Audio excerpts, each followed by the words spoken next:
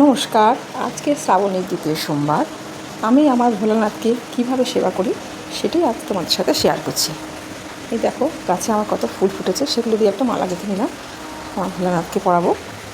এই দেখো কী কী দিয়ে অভিষেক করাবো সেগুলো এখন তোমাদেরকে দেখাচ্ছি। এই দেখো, তিল, কালো তিল, গোটা আতপ চাল, মধু, ঘি, অষ্টগন্ধা চন্দন, অগুরু, দুধ, ওটা ভস্য ছিল, ওটা বলতে ভুলে গেলাম, আর এই গঙ্গা জল। আর প্রথমে এই মধু মাখিয়ে, ঘি মধু মাখিয়ে আমি শিবকে স্নান করাবো।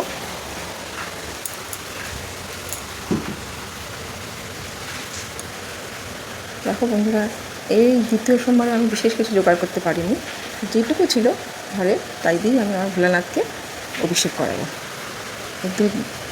দুধ দিয়ে আমি আমার ভোলানাথকে অভিষেক করাচ্ছি। আজকে দই জোগাড় করতে পারিনি, আমি দই দিলাম না। তুমি মন থেকে যেভাবেই ভোলানাথকে অভিষেক করো না কেন, সেটাই ঠাকুর নেবে।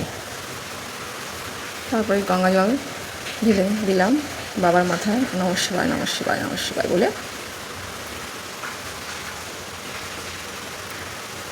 তারপরে ভস্য আমি মাখিয়ে দিলাম। ওই ভস্যটা আমি অনেক দিন আগে জোগাড় করেছিলাম, সেটা আমি মাখিয়ে দিলাম।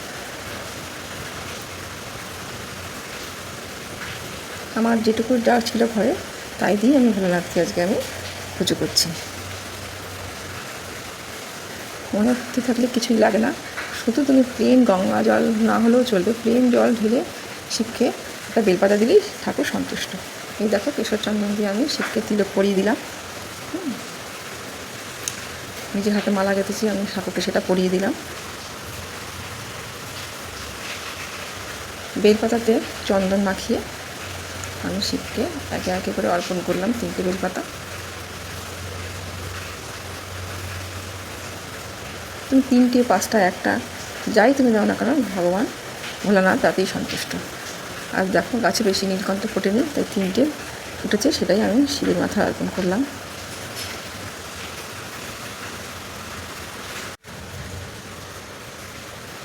বাবা ভোলানাথ অল্পতেই সন্তুষ্ট হন। এই দেখো, প্লেন জলে আমি অগরু, তারপরে গোটা আতপ চাল আমি দিয়ে দিলাম বাবা ভোলানাথের মাথায়।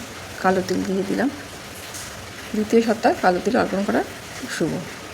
তারপরে দুর্বাতি দিয়ে দিলাম 5টা। এই দেখো, ঘির প্রদীপ জ্বালিয়ে আমি মহাদেবকে এবার আরতি করব। ওম নমঃ শিবায়, ওম নমঃ শিবায় বলে ভোলানাথকে আরতি করব। বেশি কিছু মন্ত্র লাগে না, ওম নমঃ শিবায় বললেই ভোলানাথ সন্তুষ্ট হন। তারপরে আমি বাতাসা অর্পণ করলাম। ভোলানাথ বাতাসা দিলেই সে সন্তুষ্ট হন, মিষ্টি ফিষ্টি অত কিছু লাগে না।